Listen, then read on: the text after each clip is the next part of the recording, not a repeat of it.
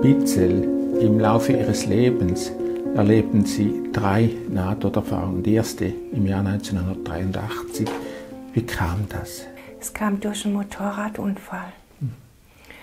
Und zwar, ich sollte nochmal, mein Vater und meine Schwester wollten mich abholen an der Bushaltestelle. Und da bin ich mit einem Bekannten auf dem Motorrad und er wollte mich zur Bushaltestelle fahren. Ja, und er hatte viel Gas gegeben, da kam ein Auto entgegen und ich bin dann so runtergeschleudert vom Motorrad. Und habe den ganz geflogen, also auf so ein parkendes Auto. Und dann merke ich, wie mein Körper, mein Geist, meine Seele den Körper verlässt. Und ich fliege in so ein Licht, in so einen Tunnel. Aber es war alles so ruhig und schön. Da habe ich gedacht, das kann doch nicht sein, ich liege doch auf der Straße. Ne? Das war aber ich. Und dann wurde das Licht immer heller, heller, heller in so einen Tunnel, so ein helles Licht. Und dann bin ich durch. Und dann stand ich da und es war wie eine große Stadt mit so alten Häusern. Und dann kam so eine leuchtende, helle Person und führt mich in so einen Raum. Und das war ganz hell mit Licht erfüllt. Und dann, ja, Licht erfüllt und auf einmal sehe ich, wie mein Leben rückwärts läuft. 17 bis zur Geburt. Da sehe ich den Geburtskanal und dann bin ich sofort wieder in meinen Körper. Diese Häuser, die Sie gesehen haben, können Sie diese noch etwas besser beschreiben? Ja, die waren schöne Bauwerke, die waren so riesengroß mit großen Fenstern, wie eine Altstadt war das. Und da waren auch Leute, aber ich kann mich nicht mehr richtig besinnen. Also Sie haben gesagt, eine Altstadt. So eine alte, große Gebäude war das. Aber wunderschön. Als Sie durch diesen Tunnel in das Licht schwebten, wie groß war dieser Tunnel aus Ihrer Sicht? Nicht so groß, würde ich sagen. Das Licht, ich bin lang geschwebt, ne? Sehr lang ging die Reise. Und das Licht war immer näher, der Tunnel kam immer näher. Und da bin ich durch und es ging so schnell. Und es war so hell, dieses Licht. Das war, und auch der Flug, der war so ruhig. Das war so toll. Haben Sie außer diesen Häusern und diesen Leuten noch eine Art Landschaft gesehen? Nein. Und als Sie wieder zu sich kamen? Das war im Krankenhaus. Im Krankenhaus. Da wollten sie mir das Bein amputieren und dann musste ich in die Unfallklinik. Sie hatten noch eine weitere Nahtoderfahrung bei einer Eileiterschwangerschaft. Ja. Was haben Sie da erlebt? Ich hatte Blutungen bekommen und starke Schmerzen. Bin dann ins Krankenhaus nachts. Und nachts hatte ich auch eine Not-OP. Aber vor der Narkose hatte ich noch mal gebetet, ganz zu Jesus, und wollte wissen, wo meine Schwester ist. Weil die hatte ich nie kennengelernt. Die ist vor mir gestorben mit einem Jahr an Lungenentzündung.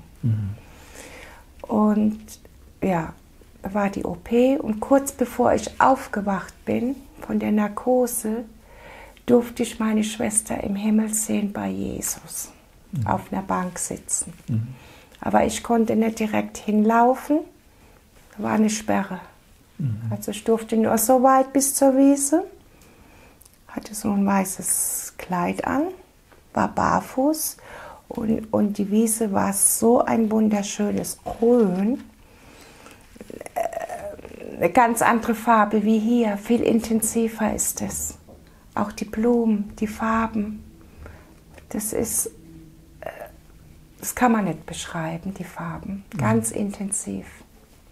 Ja, dann durfte ich meine Schwester sehen. Ja, die hat das Gesicht wie ich und die Locken wie meine andere Schwester und mein Vater und ich saß bei Jesus.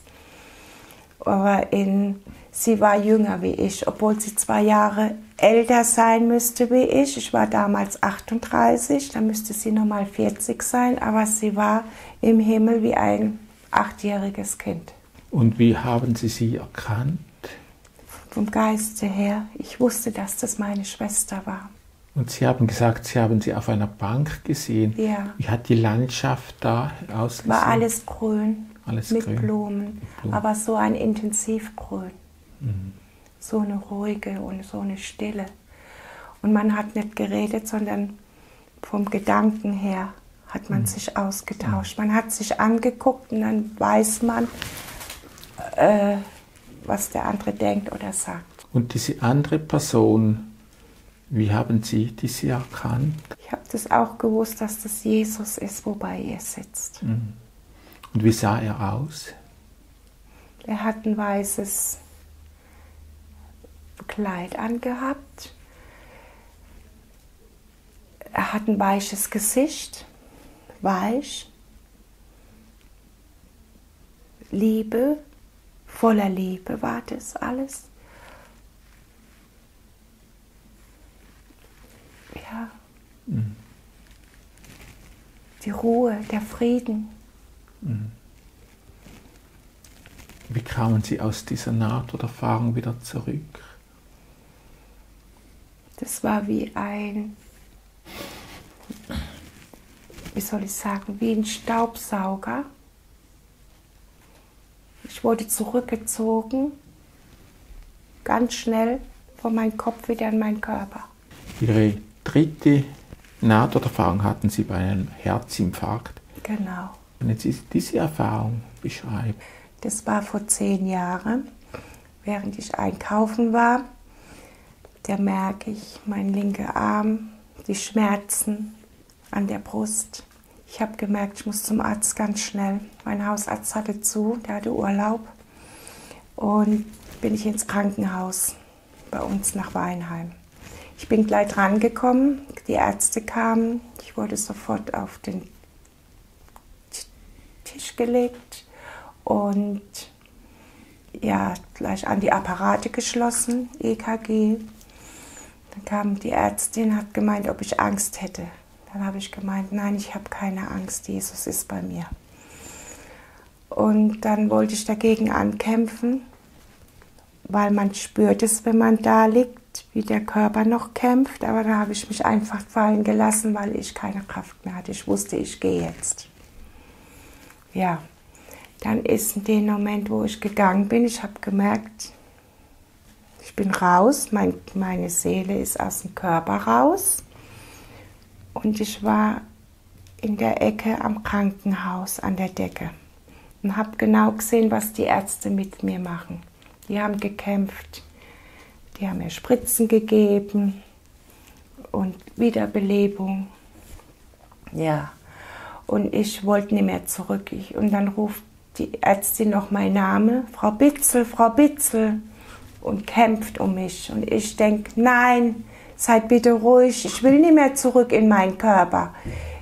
Und Jesus war in dem Moment auch bei mir. Ich habe ihn direkt vor mir gesehen. Und die kämpfen als weiter und machen als weiter und rufen, Frau Bitzel. Und ich, bitte nein, halten Sie bitte Ihren Mund, ich mag nicht mehr zurück, ich will jetzt weg, ich will jetzt dort bleiben. Und dann haben sie mir ein ganz starkes Mittel in den Mund. Und dann bin ich wieder in meinen Körper zurück und war traurig. Auf einer Seite traurig, aber auf einer Seite wieder glücklich wegen meiner Kinder. Sie haben gesagt, Sie hätten Jesus vor sich gesehen. Genau. Wie haben Sie diese Gestalt Sein Kopf, gesehen? nur sein Gesicht. Nur sein Gesicht. Aber nicht lang, nur kurz. Und dann war ich an der Ecke, also